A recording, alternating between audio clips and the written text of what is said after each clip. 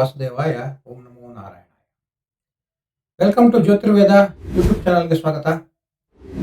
ಗುರು ಸಂಚಾರ 2026 ಈ ಸಂಚಿಕೆಯಲ್ಲಿ ಇವತ್ತಿನ ದಿನ ಸಿಂಹ ರಾಶಿ ಅಥವಾ ಸಿಂಹ ಲಗ್ನ ಇವೆರಡರಿಗೂ ಕೂಡ ಅಪ್ಲೈ ಆಗುತ್ತೆ. ಈ ರಾಶಿಯವರಿಗೆ ಈ ವರ್ಷದ ಗುರು ಯಾವ ಫಲವನ್ನ ಕೊಡ್ತಾನೆ ಅಂತೇಳಿ ನಾವು ನೋಡೋಣ. ಗುರುವು ಪ್ರಸ್ತುತ ಕರ್ಕಾಟಕ ರಾಶಿಯಲ್ಲಿ ಇರ್ತಕ್ಕಂಥದ್ದು. ಸೊ ಸಿಂಹ ರಾಶಿ ಅಥವಾ ಸಿಂಹ ಲಗ್ನಕ್ಕೆ ದ್ವಾದಶ ಸ್ಥಾನ ಅಂತ ಹೇಳ್ತೀವಿ, 12ನೇ ಮನೆ. ಸೊ 12ನೇ ಮನೆ ಗುರು ಸಾಕಷ್ಟು ತೊಂದರೆಗಳನ್ನ ಕೊಡ್ತಕ್ಕಂಥದ್ದು, ವ್ಯಯಾಧಿಪತಿ ಅಂತೇಳಿ ಹೇಳ್ತೇವೆ. ಹಾಗೆ ಮಾಡೋ ಕೆಲಸಗಳಲ್ಲಿ ಅಡೆತಡೆಗಳನ್ನ ಉಂಟಾಗ್ತಕ್ಕಂಥದ್ದು, ಮಾನಸಿಕ ಕ್ಲೇಶ ಉಂಟಾಗ್ತಕ್ಕಂಥದ್ದು, ಹಾಗೆ ನಿಮಗೆ ನಿದ್ರಾಹೀನತೆ ಅದು ಮಾಡ್ತಾ ಆಗ್ತಕ್ಕಂಥದ್ದು ಇವೆಲ್ಲವನ್ನು ಕೂಡ ಈ ಗುರು ಸಂಚಾರದಿಂದ ನೀವು ನಿರೀಕ್ಷಿಸಬಹುದು. ಹಾಗಾಗಿ ಈ ವರ್ಷ ಗುರುಬಲ ಇಲ್ಲದೆ ಇರೋ ಕಾರಣ ತಮ್ಮ ಯಾವುದೇ ರೀತಿಯ ಹೂಡಿಕೆಗಳಾಗ್ಬೋದು, ಹಣದ ವ್ಯವಹಾರಗಳಾಗ್ಬೋದು, ಬೇರೆ ಯಾವ್ದಾದ್ರು ಹೊಸ ಕಾರ್ಯಗಳನ್ನು ಆರಂಭಿಸ್ತಕ್ಕಂಥದ್ದು ಏನಾದ್ರು ಇದ್ರೆ ಒಂದು ವರ್ಷ ತಾವು ಮುಂದೂಡಿದ್ರೆ ಈ ಗೋಚಾರ ಫಲಗಳು ಮುಗಿದ ನಂತರ ಮಾಡ್ತಕ್ಕಂಥದ್ದು ಸೂಕ್ತ.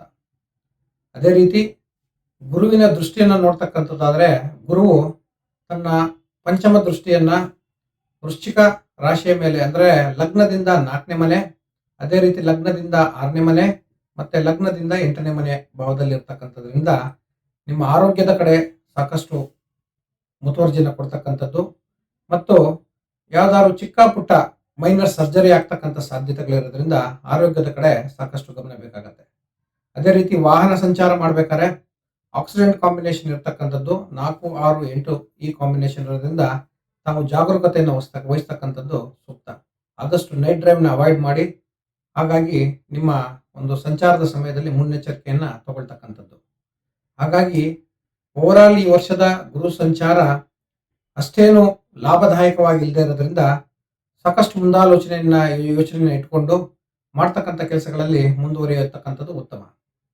ಹಾಗಾಗಿ ಗುರುವು ತನ್ನ ದ್ವಾದಶ ಸ್ಥಾನದಲ್ಲಿ ಇರ್ತಕ್ಕಂಥದ್ದು ವ್ಯಯಭಾವದಲ್ಲಿ ಇರ್ತಕ್ಕಂಥದ್ರಿಂದ ತಾವು ಗುರು ಪರಿಹಾರವನ್ನ ಮಾಡ್ತಕ್ಕಂಥದ್ದು ಸೂಕ್ತ.